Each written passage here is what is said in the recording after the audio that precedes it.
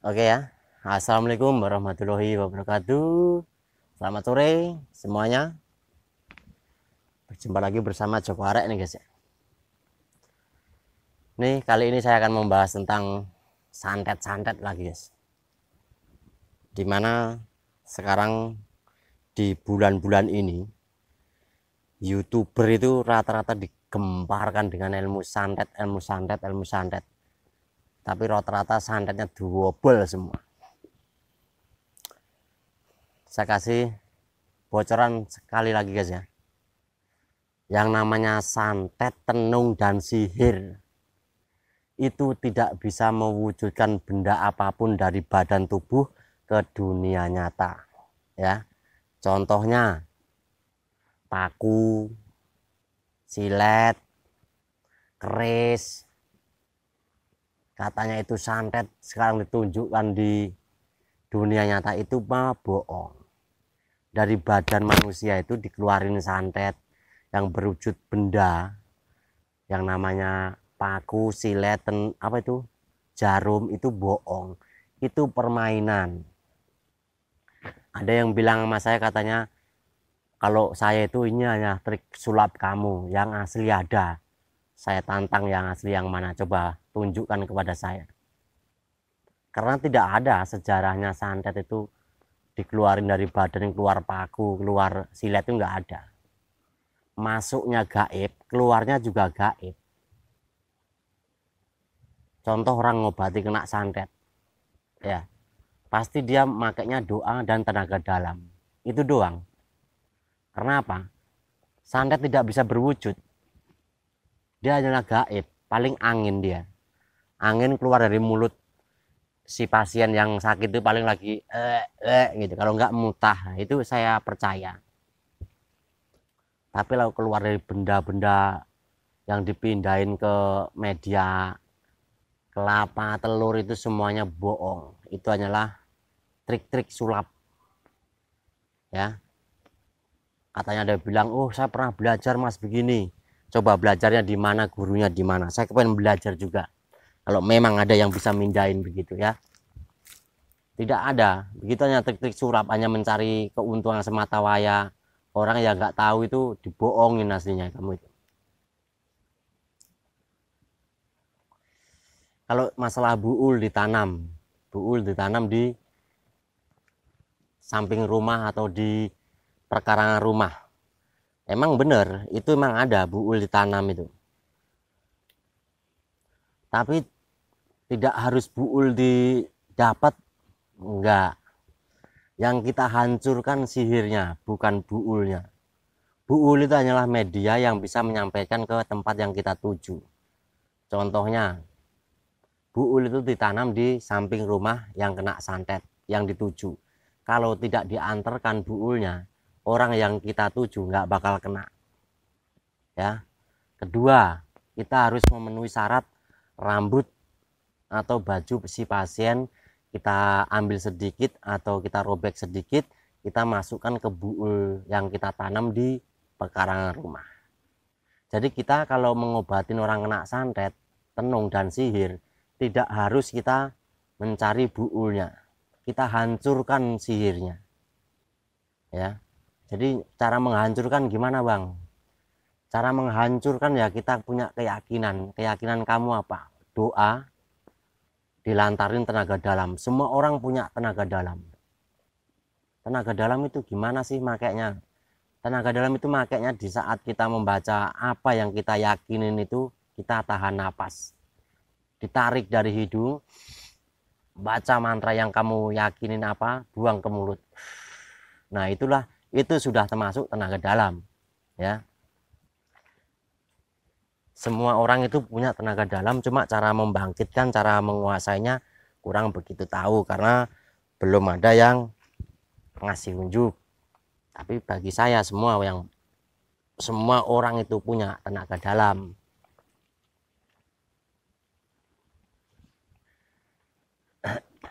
Jadi kan marak sekarang itu santet keluar paku, silet, dan aneh-aneh. Itu sebenarnya hanyalah sugesti supaya si A itu meyakinkan bahwa oh ya, santetnya sudah keluar, tapi kok nggak sembuh-sembuh, ya nggak sembuh, orang itu sulap.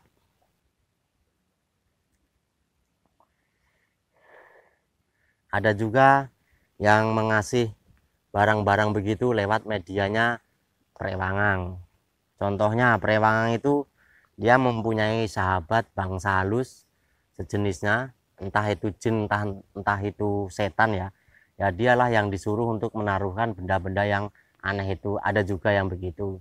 Cuma yang memainkan begitu tidak hanya semua spiritual, enggak. Hanya orang tertentu yang bisa memakai ilmu begitu.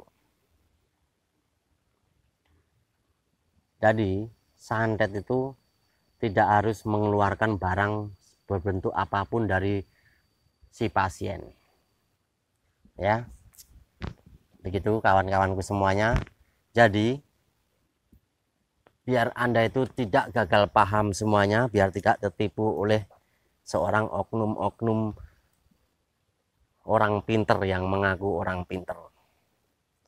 Terus ketiga, mediator. Mediator itu biasanya yang kemasukan itu biasanya yang kena yang sakit, bukan mediator dari bawaan kita, bukan. Kalau mediator dari bawaan kita, bisa juga itu jin yang ada di dalam badan si mediator itu sendiri. Contohnya kalau ada pengobatan ilmu santet ya, dia pakai mediator, mediatornya bawa dari rumah. Di situ saya yakinkan mediator itu sudah ada jinnya yang dari rumah. Jadi jin itu akan mengaku-ngaku sebagai penyuruh. Oh, saya disuruh si A, saya disuruh si B gitu. Tapi yang pengalaman saya, orang yang kena santet atau guna-guna atau sihir itu yang kemasukan itu yang sakit. Ya, yang sakit yang kemasukan. Karena kenapa saya bisa ngomong begitu? Karena saya pernah ngalamin sendiri di saat tahun 2005 itu, saya pernah mengalami disantet di ilmu sihir lah. Itu yang nyantet adalah kakak seperguruanku sendiri. Mungkin siang ini dia melihat ya. Halo dulur, mungkin dia menyaksikan apa yang saya bincang-bincangkan ini. Dulu pengalaman saya itu, saya pernah disantet selama sakit 2 tahun. Yang itu yang nyantet adalah saudara kakak seperguruanku sendiri. Mungkin siang ini dia melihat ya. Mungkin dia sudah sadar atau gimana. Saya merasakan sakit selama 2 tahun. Kalau inget, parah pokoknya. Jadi saya sedikit paham tentang ilmu santet. Di saat pas saya diobatin itu saya tidak sadar, tidak ingat apa-apa ya. Jadi emang saya sendiri yang kemasukan itu. Itu pengalaman dari saya. Badan saya habis hancur, kurus ya, kurus kering dulu saya itu. Sakit 2 tahun karena ilmu guna-guna. Maka dari itu saya bisa ngomong karena saya bisa pernah merasakan, pernah membuktikan gimana rasanya orang kena sihir, santet, dan tenung. Itu bergerak pun tidak bisa, guys.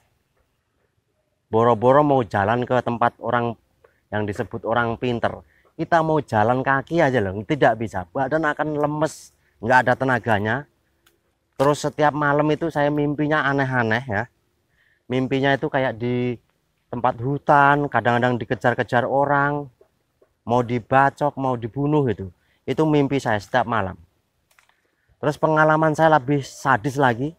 Setiap sore habis maghrib itu, pasti saya itu kumat. Badan itu lemes, kepala itu pusing nggak karu-karuan. Itu selama 2 tahun ya. Bayangkan guys, selama 2 tahun ya, saya pernah menderita kena begituan. Diobatin sampai berapa itu? Wah, nggak bisa dihitung lah. Semuanya itu nihil. Tidak bisa sembuh. Sembuhnya hanyalah sepele, guys. Ada seorang santri ya yang pinter baca Al-Quran, dan disitulah saya dibaca-bacain ayat-ayat suci Al-Quran.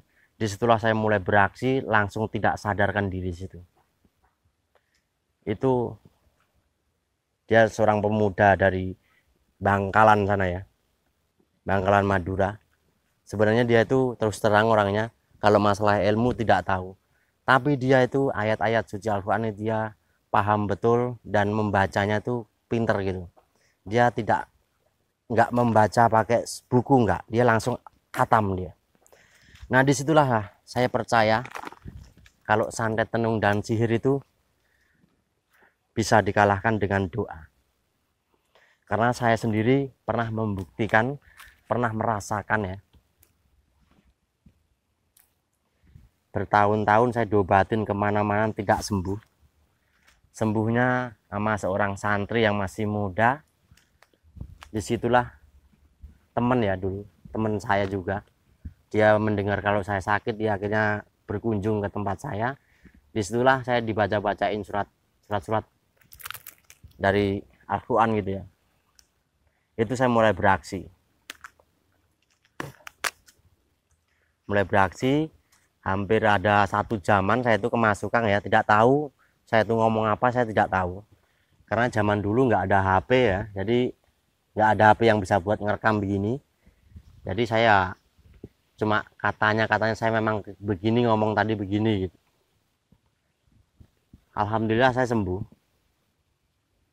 Nah itu pengalaman saya yang pernah saya alamin. Jadi orang kalau kena santet, tenung, dan sihir itu mau membawa badan kita aja susah guys, mau berjalan aja susah, apalagi kita kena santet, tenung, sihir bisa jalan-jalan ke Madiun, Blitar nyari pengobatan ya, nggak bakal bisa. Kita mau bawa badan aja lah susah, badan tuh lemes. Saya dulu yang diserang kepala saya itu kayak ditusuk-tusuk, kayak pokoknya aneh lah pokoknya. Nah itu pengalaman saya yang pernah saya alamin, makanya saya bisa bercerita karena saya pernah merasakan, pernah disantet orang juga, yang saya alamin begitu.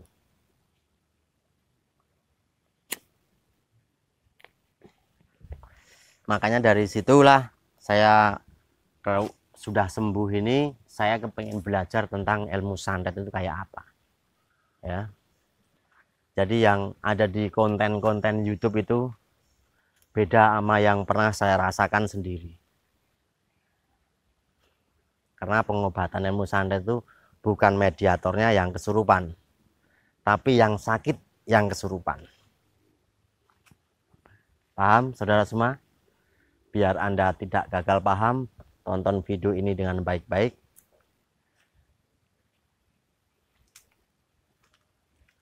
Jadi begini guys, orang yang kena santet, tenung, dan sihir itu setiap sore itu badannya akan meriang. Kepala saya itu pusing setiap mau maghrib. Setelah maghrib, mau maghrib itu pasti mulai kumatnya, mulai gencar-gencarnya sakit itu, luar biasa rasanya itu. Jadi dibawa ke rumah sakit juga nggak ada apa ya itu ya, nggak ada penyakitnya, kadang sembuh kadang tidak. Apalagi waktu pas tanggal lahirnya itu akan sangat luar biasa menderita sakitnya itu ya. Itu yang pernah saya alamin, yang pernah saya rasakan ya. Jadi kalau saya ngomong begini karena apa? Karena saya pernah merasakan, pernah mengalami, pernah kena ilmu sihir juga ya. Mungkin abang saya, kakak dari sepupu ruang saya itu ada yang ada di daerah Jawa Timur juga. Mungkin dia menyaksikan video saya ya, soalnya kemarin dia sempat komen.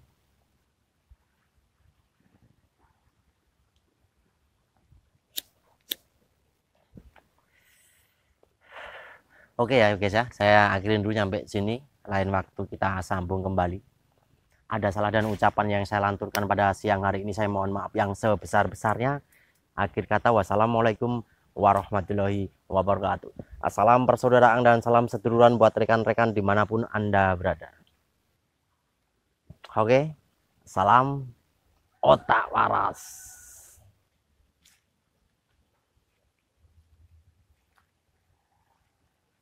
Ini sambil ngeliat pemandangan silo tempatnya ya.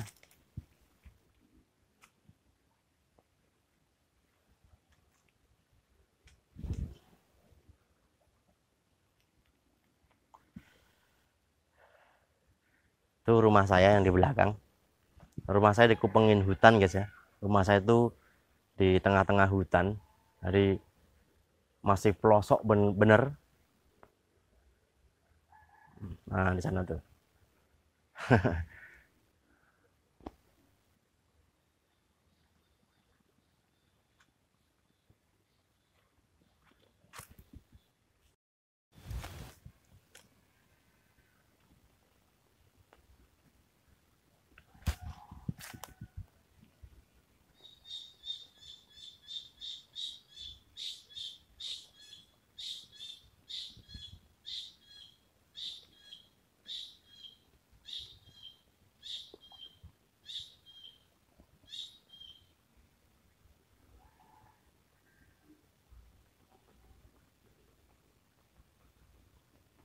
Pemandangannya adem banget ya sini.